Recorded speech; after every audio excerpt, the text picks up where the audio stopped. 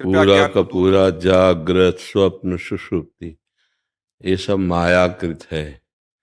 देखने वाले हम ही हैं और बनने वाले भी हम ही हैं। जैसे स्थूल शरीर शैया में सोया हुआ है, स्वप्न शरीर में ये भान नहीं है किसी को भी, लेकिन वो है ना। स्वप्न शरीर में जो भी हमने सुख या दुखप्रद घटनाएं देखी, सुखद घटना या दुखद घटना, जो भी हमने समाज देखा, उसमें व्यक्ति भी थे, स्थान भी था, वस्तु भी थी, अनुकूल या प्रतिकूल। जब हम जगे तो स्थूल शरीर का भान हुआ, तो स्वप्न शरीर मिथ्या हो गया ना। स्वप्न में थे तो स्थूल मिथ्या हो गया, और जब गाढ़ सुषुप्ति में गए तो स्वप्न और स्थूल दोनों मिथ्या हो गए।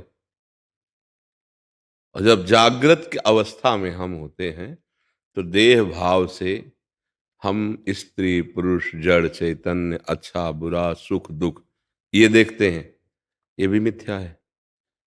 क्योंकि एक सच्चिदानंद भगवान ही अपने आप को इन सब रूपों में बनाए हुए हैं। सत्य बात यह है, बहुत बड़ा गेम है नहीं। गुरुजनों की कृपा से इस खेल से मुक्त हुआ जाता है।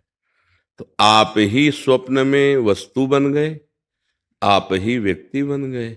जो मन है वो अनुकूल बन गया, वही प्रतिकूल बन गया। वहां न कोई वस्तु थी न व्यक्ति थी। ऐसे ही जागृत में हमारी कल्पना, हमारी भावना, हमारा पूर्वाभ्यास राग द्वेष स्त्री पुरुष जड़ चैतन्य ये देख रहा है।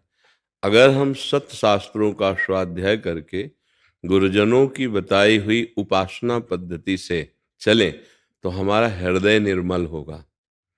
निर्मल हृदय के अंतः में विराजमान हमारा स्वरूप है। बुद्धि को प्रकाश जो दे रहा है, तो बुद्धि जब प्रकाशित हो जाती है, परम पवित्र अखंड प्रसन्न, उसी समय परमात्मा बोध होता है। जब बोध होता है तो आंख खुली रहे तो वही होता है, आंख बंद रहे तो वही होता है, दूसरा कोई नहीं होता। तो जब तक हम उपासना में नहीं लगते तब तक ये प्रश्न हल होने वाला नहीं कि जगत झूठा कैसे हो सकता है। जैसे इसी शरीर में तुम्हें झूठापन दिखाते हैं। तुम्हारी शरीर की अवस्था बाल्यावस्था थी, किस तारीख को जवानी में आए? नोट है आपको? किसी को नोट है? जवानी में आ गए, बाल्यावस्था गायब हो गई, कुछ दिनों में जवानी गायब हो जाएगी, बुढ़ापा अवस्था आ जाएगी या मृत्यु अवस्था आ जाएगी। खत्म हो गया। न पहले वो रूप था न बाद में वो रूप रहेगा, बीच में भास रहा था, खत्म हो गया, सत्य खत्म हो गई। वो सत्य कैसे हो सकता है? जो परिवर्तनशील है, जो नाशवान है, वो सत्य कैसे हो सकता है? तो यहाँ कोई भी वस्तु बताओ जो परिवर्तनशील ना हो और नाशवान ना हो, क्योंकि भगवान ने इसकी रचना करके बोर्ड लगा दिया, दुखालयम अशाश्वतम। ये खेल मृत्यु लोक में हो रहा है। यहाँ हर चेष्टा में तुम्हें दुख मिलेगा, और जिसे तुम सुख मान रहे हो अशाश्वतम, वो नाशवान है। कुछ क्षण के बाद तत्काल वो गायब हो जाएगा। फिर तुम्हें सुख भोगने की आकांक्षा होगी, फिर वो गायब हो जाएगा। पूरा जीवन ऐसे लगे हुए हो, सब लगे हैं। कोई ऐसा बिरला जो सत्संग के द्वारा प्राप्त विवेक से अपनी इंद्रियों को अंतर्मुख करके इच्छा रहित हो गया है। इच्छा ही बंधन है, इच्छा ही मृत्यु है, इच्छा ही दुख है, इच्छा ही चिंता है। जिसने इच्छाओं का त्याग कर दिया वो भगवदानंद को प्राप्त हो गया, वो अपने स्वरूप को प्राप्त हो गया। जाही न चाहिए कबहू कछु, तुम शन सहज सनेह, बसहु निरंतर तासुर, शोरावुर निज गेह। जिन्हि राम तुम प्राण प्यारे, तिनके मन शुभ सदन तुम्हारे। तुम्हें छाड़ी गति दूसरी नाही, बसहु राम तिन के मन माही। आपको छोड़कर इसके अंदर कोई गति नहीं, कोई चाह नहीं। जिसे कुछ नहीं चाहिए, आपसे केवल प्रेम है, उसके हृदय में आप निरंतर प्रकाशित हो जाते हैं, निरंतर विराजमान हो जाते हैं। अब जागृत स्वप्न सुषुप्ति अवस्था भगवदाकार रहती है। स्वप्न में भी प्रभु में, सुषुप्ति में भी प्रभु में, और जागृत में भी प्रभु में। जब तक हम प्रभु को भूलकर जागृत और स्वप्न और सुषुप्ति में विचर रहे, तो मिथ्या जीवन जा रहा है, ये नष्ट जीवन है, ये शाश्वत नहीं हो सकता। जब जागृत और स्वप्न सुषुप्ति स्फुरत में राधा पदादत छटा, वैकुंठे नरके अथवा मम गतिर नान्यास्तु राधाम बिना। अब बात बन गई, जग रहा है तो राधा, सो रहा है तो राधा राधा। आप कहोगे सुषुप्ति में भजन कैसे होता है? अभ्यास में। यदि रात दिन अभ्यास किया जाए तो सोवत हो रसना रटे राधा कृष्ण सुनाम। अभ्यास में बड़ी ताकत है।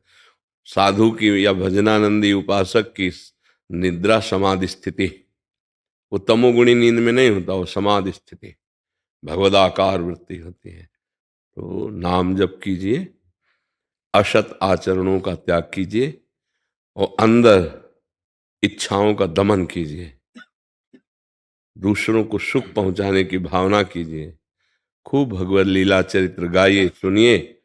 अभी समझ में आ जाएगा कि संसार क्या है, आप क्या हैं और भगवान क्या है। अभी कुछ समझे नहीं, ना आप अपने को जानते हो, ना संसार को जानते हो, और न भगवान को जानते हो। तो कैसे समझ पाओगे इस मिथ्या खेल को? इसे सब सत्य समझ रहे हैं, और सब मुर्दे के साथ जब जाते हैं तो सब बोलते हैं राम नाम सत्य है, नहीं बोलते? तो सब जानते हैं ना सत्य किसे कहते हैं, पर सत्य को पकड़ कोई नहीं पाता है। वो सोचते मुर्दे के साथ बोला केवल जाता है राम नाम सत्य। अगर नाम जप कर लिया तो सत्य में स्थित हो गए, नाम जप नहीं तो लड़का बच्चा परिवार ये सब माया का खेल है। आज नहीं तो कल सब छूट जाएगा, छूट जाएगा। देखो कैसे समय जा रहा है। अपने लोग कोई 40 वर्ष के, कोई 50 वर्ष के, कोई 60 वर्ष के, निकल गए यार 60 वर्ष, 50 वर्ष निकल गए जीवन से। और हाथ क्या लगा है, विचार करके देखो क्या हाथ लगा है। जब आप यहां से जाओगे तो आपके साथ क्या होगा? तो हम लोग मूढ़ता में समय नष्ट नहीं कर रहे कि हमको इस देश में रहना नहीं है, बड़ा फैलाव फैला लिया है, और यहां से जाना है और कुछ साथ जाएगा नहीं। तो जाने वाली वो जो वस्तु कमाने आए थे वो तो हम भूल ही गए। परदेश में है, ये स्वदेश नहीं है। स्वदेश है भगवत धाम, भगवान के चरणारविंद। वहीं से बिछुड़े थे, वहीं हमें शांति मिलेगी। अन्यथा चाहे अरबों कमा लीजिए, चाहे जिस पद में हो, चाहे जो कुछ प्राप्त कर लीजिए, आपके चित्त की जलन कभी शांत होने वाली नहीं। थोड़ी देर हर्षित हो गए अभिमान में, फिर इसके बाद रोगे। देख लो कोई भी हो, ये जो बात हम कहते हैं शास्त्र सम्मत कहते हैं। अंदर से देख लो, बिना भगवान के चरणारविंद का आश्रय लिए विश्राम नहीं है। एक सज्जन आए थे, वो बड़े पदाधिकारी भी थे, उनका बहुत सम्मान है संसार में, खूब पैसा है, परिवार भी सब अनुकूल है, पर हर समय एक बात से जलता रहता हूं कि मरना पड़ेगा। अब ये मरने का भय कैसे जाए, क्योंकि सब छूटेगा जो हमारा सब प्यारा है। वो यही भय से निर्भय होने के लिए तो अध्यात्म है। अध्यात्म को स्वीकार नहीं किया, आधुनिकता को स्वीकार किया। अब जाने का नंबर आ रहा है, बार बार टेलीफोन होता रहता है हृदय में कि जाना है। अब हृदय में जो बात आती जाना है, तो तैयारी तो कुछ है नहीं। कहाँ जाना है कोई परिचय नहीं, क्या ले जाना है कुछ है ही नहीं तुम्हारे पास। जो सब हैं वो सब छूट जाने वाले हैं, तो डरोगे नहीं और क्या होगा। जब यहाँ से जाओगे तब तुम्हें समझ में आएगा कि हमारा जीवन मिथ्या गया, मन पचितई है अवसर बीते। दुनिया में लाखों का मेला जुड़ा, हंसा जब जब उड़ा तो अकेला उड़ा। तो झूठा खेल था ना, अकेले गए ना, कोई साथी तो नहीं, कोई पैसा नहीं, कोई पद नहीं, कोई वाहवाही नहीं तुम्हारे साथ गई, सब यहीं। और यहाँ कोई किसी को प्यार नहीं करता। तो मरे 2-4 दिन में परिवार वाले भूल जाएंगे, पड़ोसी भूल जाएंगे, अपने अपने सब राग में लगे। हम सोचते हैं हमारा नाम हो जाए। अरे बड़े बड़े चक्रवर्ती सम्राट हुए, उनका तो नाम कोई लेता नहीं। भगवान का नाम लेने के लिए तैयार नहीं, तुम्हारा कौन नाम लेगा। तो मूढ़ता त्याग करके, अहंकार विमूढ़ आत्मा करता हमिति मन्यते, मैं ऐसा किया मैं ऐसा करूंगा, इस मूढ़ता का त्याग करके नाम जप करे, भगवान के आश्रित हो, तो समझ में आ जाएगा कि ये मिथ्या है। एक बार जनक जी ने एक स्वप्न देखा कि स्वप्न में उनका राज्य छिन गया और भिक्षुक बन गए और कई दिन के भूखे हैं। उन्होंने मांग करके दाल और चावल एकत्रित किया और उसको उबालने लगे। एक मिट्टी के पात्र में जंगली लकड़ियां बीन करके वो खिचड़ी पक ही रही थी कि इतने में दो सांड लड़ते हुए आए और वो सब माठ फूट गया खिचड़ी। तो बहुत व्याकुल हो गए भूख से, एकदम आँख खुली तो राजशैया पर उनका शाम के तो भोजन पाके ये भूख कहाँ से थी। राज्य का ऐसा सुंदर राजा की सैया, फिर वो भिक्षुक कहाँ से। वो पीड़ा भूख की, वो व्याकुलता, वो निर्धनता और वो खिचड़ी पकाए फूट गई, इसके बाद जो व्याकुलता, तो वह सत्य कि यह सत्य। अब सभा में आए बड़े बड़े विद्वान बैठे, तो वह सत्य कि यह सत्य। अब कोई वाह का मतलब समझ ही नहीं पा रहा था और कुछ नहीं बोल रहे थे, बस इतना ही बोल रहे थे, वह सत्य कि यह सत्य। कोई उत्तर नहीं दे पा रहा। तो उनका आदेश था कि जितने यहाँ ब्रह्म ऋषि हैं, जब तक उत्तर नहीं देंगे, अब राजा है, तब तक सबको सुविधा मिलेगी, पर हमारे बंदी गृह से बाहर नहीं जा सकते, नजर कैद। आप सबको सुविधा मिलेगी, सम्मान मिलेगा, पर आप अपने घर नहीं जा सकते। तो कौहर नाम के ऋषि थे, उनके पुत्र श्री अष्टावक्र जी थे, बच्चों के साथ खेल रहे थे। बहुत ही विद्वान और परम प्रवीण थे, बाल्यावस्था में क्या गर्भावस्था में ही अपने पिता को टोक दिया था। अशुद्ध वेद का उच्चारण जरा सा हो गया तो टोक दिया। तो उन्होंने अपनी पत्नी से कहा कौन टोका? तो बोले गर्भस्थ शिशु ने। बोले इतना वक्र है, मैं शाप देता हूं अष्टवक्र हो जा।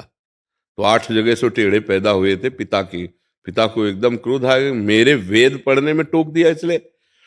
वो बच्चों के साथ खेल रहे थे, तो बच्चों ने कहा बड़े प्रवीण बनते हो तो राजा जनक की सभा में तुम्हारे पिता बंदी, छुड़ा के लाओ ना। माँ के पास में, माँ ने कहा अरे नहीं, हम तुम्हें नहीं छोड़ सकती, क्योंकि वहां जो जाता है नजर कैद हो जाता है। तो पैर छुआ और कहा एक बार मुझे जाने दीजिए। नवीन अवस्था थी। जे अब 8 जगह से टेढ़े, जे वहां गए तो सभा में हंसी हो गई। तो कहा राजा जनक, बिल्कुल नवीन कैशोर अवस्था है अभी अष्टावक्र जी। अय जनक, तेरी सभा को तो सुना था ज्ञानियों की सभा है, पर यहाँ हड्डी और मांस का परीक्षण करने वाले बहिर्मुख लोग बैठे हुए हैं। उनका आप हमारी सभा को ऐसे निंदनीय शब्दों से नहीं कह सकते। बोले हंसी क्यों सभा? तो बोले आपके तो वो शरीर का ढांचा देखा ना, तो मांस और हड्डियों को ही तो देखा, स्वरूप को देखा क्या? सब सन्न रह गए कि एक बालक पूरी सभा का मुंह बंद कर दे। बोल जनक, तेरा क्या प्रश्न है? टेढ़े 8 जगह से, नवीन अवस्था, सबके होश उड़े हुए थे, कौन है कौन है, क्या तेरा प्रश्न है? बोले यह सत्य कि वह सत्य? बोले ना ये सत्य ना वह सत्य।